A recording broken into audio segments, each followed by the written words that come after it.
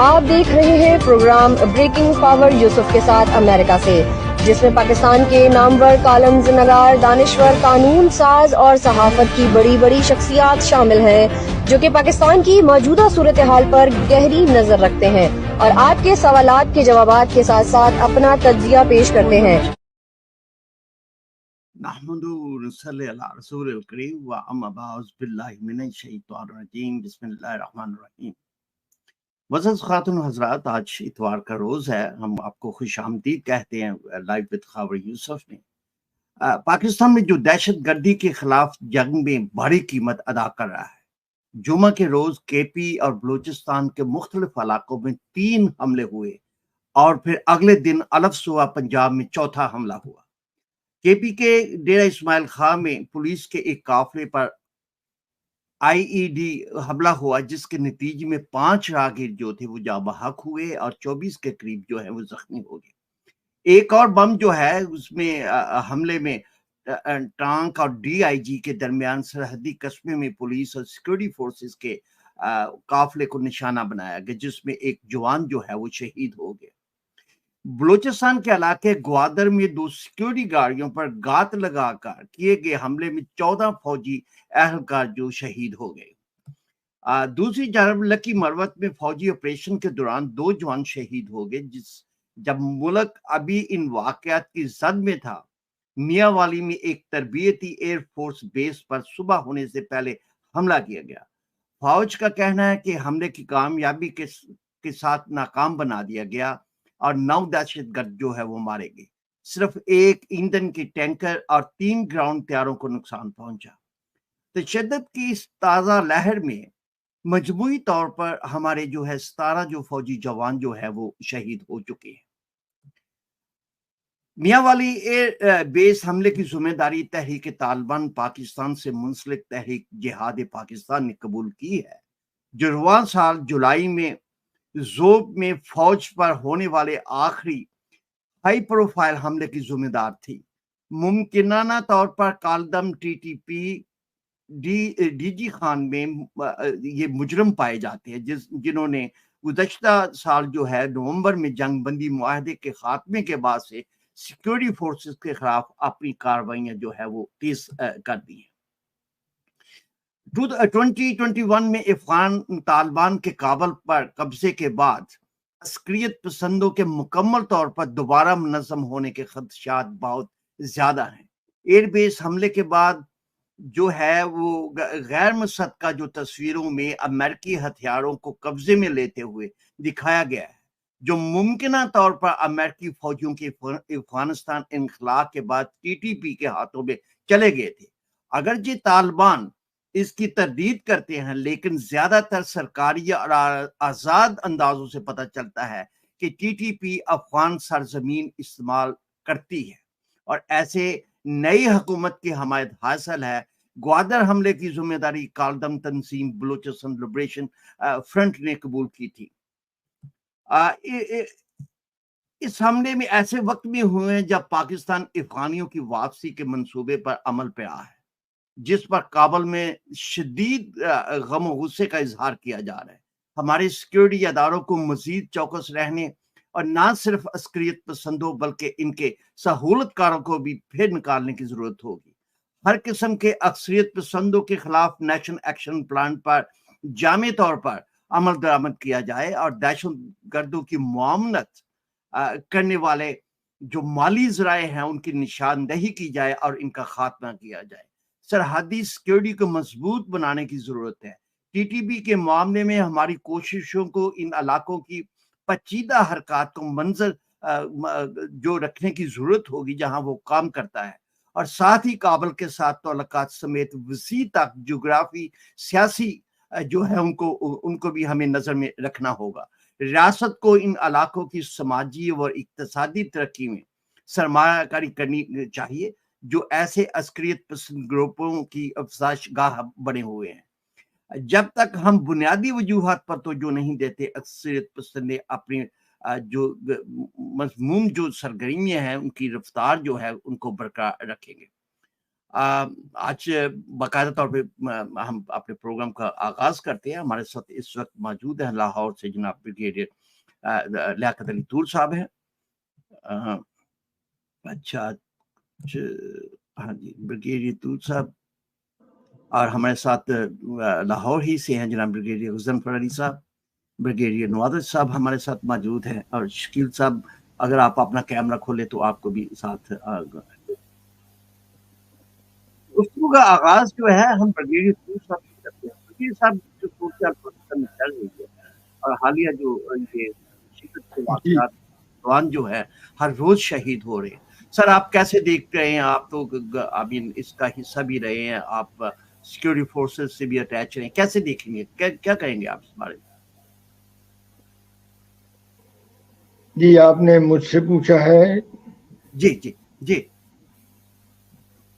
जी, देखिए, ये जो इंतहाई अफसोसनाक वाक़या जो हुआ है गवादर और पसनी के दरमियान, इसके साथ ही मियांवाली बेस पर बाकायदा एक दहशतगर्द हमला हुआ है। उसके अंदर उन्होंने रॉकेट लॉन्चर इस्तेमाल किए हैं, और बड़े हथियार में आता है रॉकेट लॉन्चर, और वो जो टीम थी वो इतनी तेजी से आई कि वो करीब पहुंच गई और वो 2-3 जहाज़ों को मामूली नुकसान पहुंचाने में भी कामयाब हुए। ताहम अच्छी बात यह है कि उन सबको एक एक करके जहन्नम वासिल कर दिया गया। जो गवादर में वाक़या हुआ है, ये इसका ताल्लुक आप समझ सकते हैं, जब तक कोई सबूत नहीं है तब तक तो हम पिन पॉइंट नहीं कर सकते, लेकिन ये बलूचिस्तान का वही इलाका है जहां कलभूषण नेटवर्क था, और कलभूषण अभी तक हमारी हिरासत में है और उस पर मुकदमा चल रहा है। इसी तरह जो मियांवाली में हुआ वो भी एक दहशतगर्द हमला है, और उसका ताल्लुक जो है वो उन इलाकों से है जहां से तालिबान की आमदोरफ्त होती रहती है।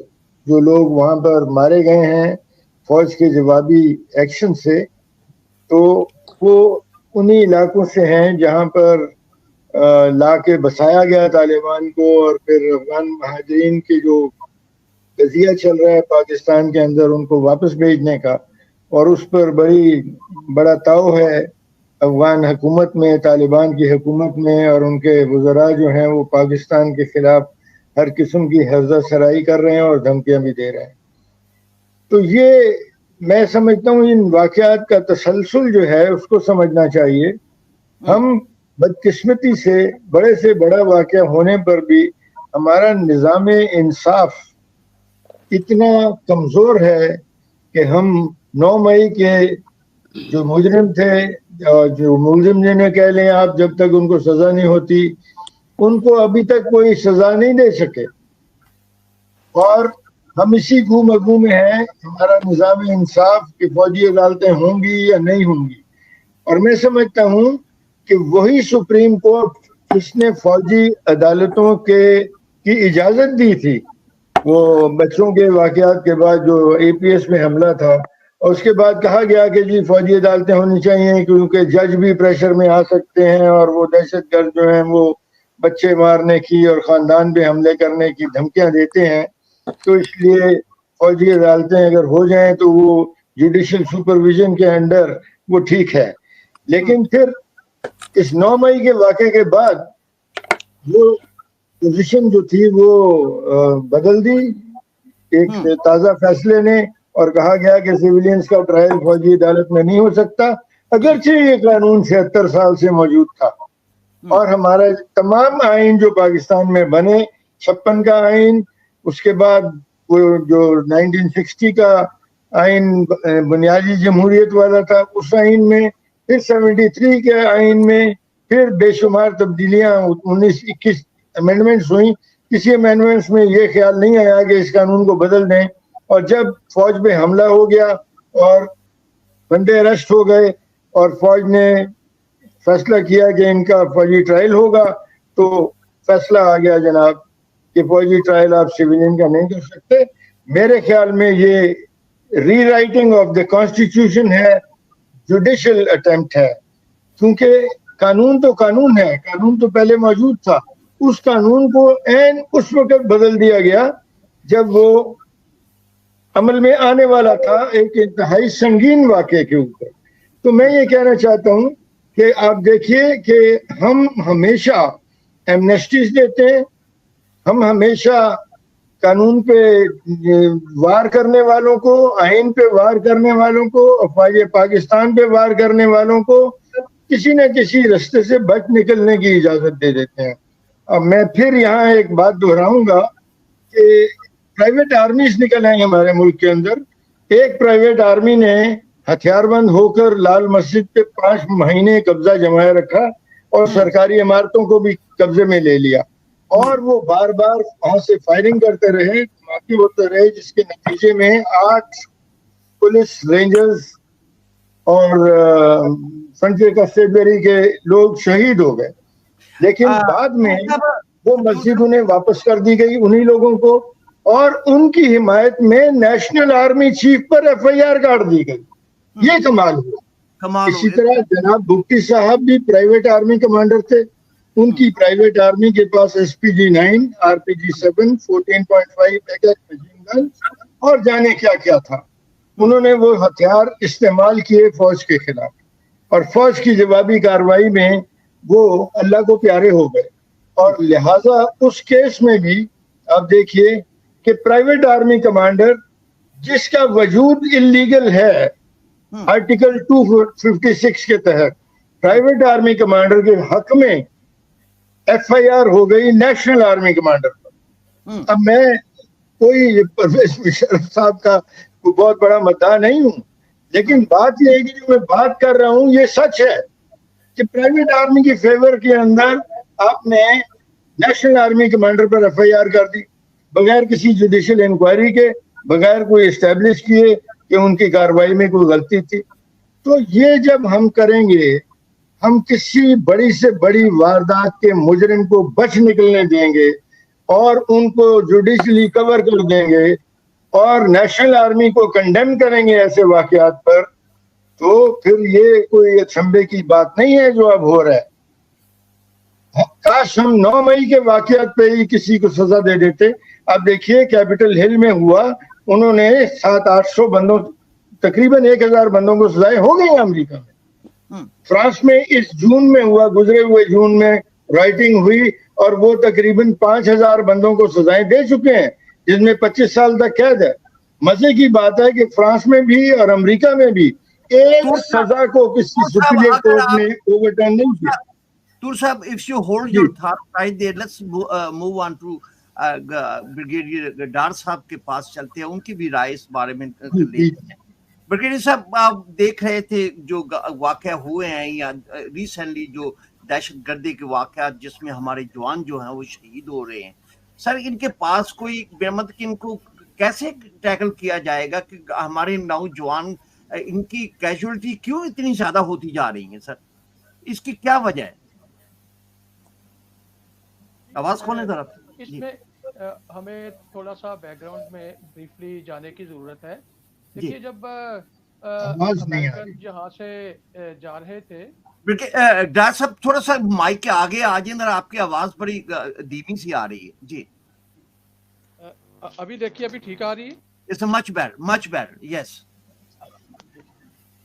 मैं ये कह रहा था कि जब अमेरिकन यहाँ से विड्रॉ करके गए हैं और एक सेम्पलेंस क्रिएट हुआ कि अमेरिकन जो हैं, प्रोपेगेट बहुत ज़्यादा किया गया कि उनको अफगान तालिबान ने डिफीट कर दिया, और इस चीज़ को अफगानिस्तान के अंदर और पाकिस्तान के अंदर समझा गया कि ये एक इस्लामी आइडियालॉजी की फतेह है। तो ये इसी फीलिंग को, इसी चीज़ को लेके ये जो TTP वाले हैं, इन्होंने पाकिस्तान के खिलाफ कार्रवाई शुरू करने का प्रोग्राम बनाया जी। अब हमारे से जो उस वक्त की PTI हुकूमत से जो बहुत बड़ी गलती हुई वो ये हुई कि इन्होंने ये अफगानिस्तान में भागे हुए थे मिलिट्री ऑपरेशंस के बाद, तो इनको वापस यहाँ पे ला के सेटल कर दिया। वो मैं समझता हूँ कि एक बहुत बड़ी गलती थी। और पहले जब ये वापस आते थे तो इनका जो इक्विपमेंट था और वेपन सिस्टम्स थे وہ اتنے زیادہ ماڈرن نہیں تھے، لیکن اس مرتبہ جب وہ آئے ہیں تو جو ویپنز امریکنز نے دیے ہوئے تھے افغان آرمی کو تقریباً 3-3.5 لاکھ جوانوں پہ مشتمل تھی، تو ان کے پاس ماڈرن ویپنز تھے کیونکہ امریکن آرمی نے ان کو ٹرین اور اکوپ کیا ہوا تھا. رائٹ. تو وہ امریکن یہ جو افغان آرمی ہے، یہ تو ہم نے دیکھا کہ جیسے ہی یہ امریکنز نکلے ہیں تو وہ ڈیزالو ہو گئی، وہ ایسے لگا کہ they have vanished in the thin air. لیکن ان کا جتنا بھی اسلحہ تھا، جو کہ اس کا ایسٹیمیٹ ہے کہ تقریباً $100 بلین کا وہ اسلحہ تھا اور ماڈرن اسلحہ تھا. وہ سارا اسلحہ جو ہے وہ کچھ تو افغانستان میں ظاہر ہے افغان طالبان کے ہاتھ لگ گیا، کچھ انہوں نے افغان طالبان نے آگے بیچا ہے، جو میں سمجھتا ہوں بیچا ہے، تو تبھی ان کے پاس آیا ہے. جو ورلڈ کمیونٹی نے پرٹیکولرلی امریکہ نے جو غلطی کی وہ یہ کی کہ افغان طالبان کی جو بھی امداد تھی اور جو بھی فارن ریزروز امریکہ کے پاس تھے امریکن ان کے افغانستان کے، وہ انہوں نے روک لیے. جب روکے تو ظاہر ہے انہوں نے ملک چلانا تھا، کچھ کرنا تھا، تو انہوں نے یہی اسلحہ بیچنا شروع کر دی. اب یہ اسلحہ جو ہے یہ ماڈرن اسلحہ ہے، نائٹ ویئر ڈیوائسز بھی ہیں، ان کی نائٹ فائرنگ کیپیبلٹی بھی ہے، اور اس اسلحے نہیں تو کے یہ اوپر ڈاکٹر صاحب آپ کیا سمجھتے ہیں کہ یہ جو بیچا گیا ہے یہ طالبان کے جو ٹی ٹی پی والے ہیں ان کے ہاتھ چڑھ گیا ہے؟ جی بالکل ایگزیکٹلی. نہیں لیکن سوال پھر یہی آتا ہے کہ ان کو یہ ہمیں فنڈز کہاں سے اویلیبل ہوئے سر؟ جی یہ فنڈ جو ہیں یہ فنڈ ان کو انڈیا سے بھی مل رہے ہیں، کچھ بیرونی طاقتیں ان کی ہیلپ کر رہی ہیں، ان کی بھی کر رہی ہیں، اور یہ بلوچ جو علیحدگی پسند ہیں ان کی بھی کر رہی ہیں. تو یہ آپ دیکھیں کہ انہی طاقتوں نے ان دونوں کو یہ ماڈرن ویپنز بھی لے کے دیے ہیں. اس کے بعد ایک جو اور خطرناک بات ہوئی ہے وہ یہ ہوئی ہے کہ ٹی ٹی پی کا اور بلوچ علیحدگی